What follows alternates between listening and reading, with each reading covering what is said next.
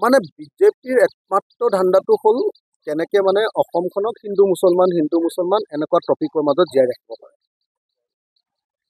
হিমন্ত বিশ্ব শৰ্মাৰ একমাত্ৰ কামটো হ'ল আপোনালোকে চাওক যে হঠাতে তেওঁ আৱিষ্কাৰ কৰি পেলালে যে অসমত মুছলিমৰ সংখ্যা 40% হ'ল।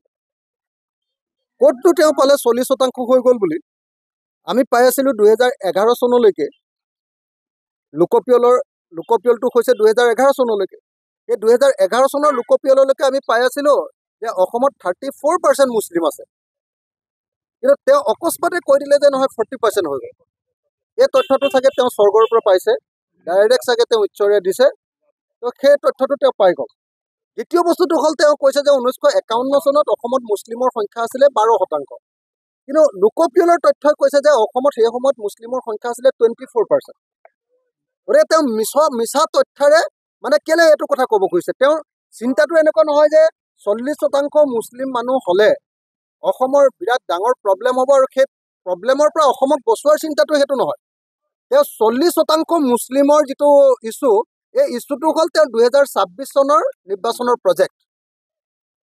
আগৰ প্ৰজেক্টটোৰ নাম আছিলে 2021 চনলৈকে ইলেকশ্যনৰ প্ৰজেক্টটোৰ নাম আছিলে বদৰুদ্দিন আজমল মুখ্যমন্ত্ৰী হ'ব। বদৰুদ্দিন আজমল মুখ্যমন্ত্ৰী হ'ব প্ৰজেক্টটোত তেওঁ ফেইল কৰিলে, তেওঁ জিকিলে। সেইটো প্ৰজেক্ট লৈ তেওঁ 2021 চনত মুখ্যমন্ত্ৰী হৈ গ'ল। এইবাৰ দেখিছে যে বদৰুদ্দিন আজমলক অসমৰ মানুহে অপ্ৰাসংগিক কৰি দিলে, বদৰুদ্দিন আজমল 0 হৈ গ'ল।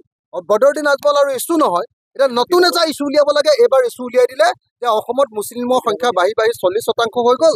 এতিয়া বোলে দিনে ৰাতিয়ে অসমৰ মুখ্যমন্ত্ৰীৰ এটাই চিন্তা, সেইটো হ'ল মুছলিমে অসমখন খাই পেলাব। এতিয়া চাগে প্ৰব্ৰজনৰ কথা তেখেতে কৈছে, বিদেশী অসমখন খাই পেলাব বুলি কৈছে।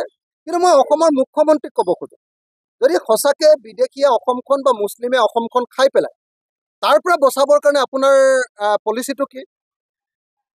মুছলিমৰ সংখ্যা কমাব লাগে, তেতিয়াহ'লে আপুনি জনসংখ্যা আইন আনিবনে?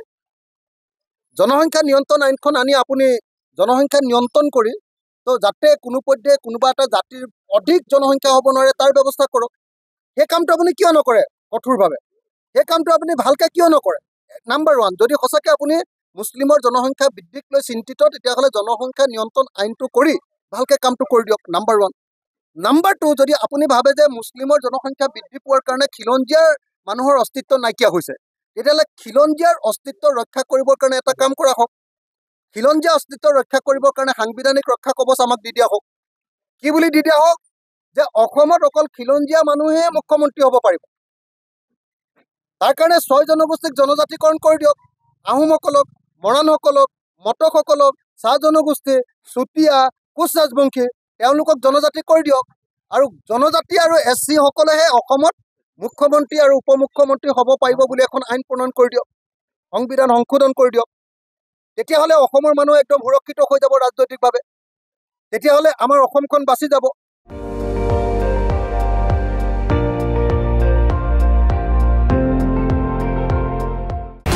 আপুনি চাই আছে ND24, সৰ্বশ্ৰেষ্ঠ নহয় সৰ্বোত্তমৰ দৌৰত।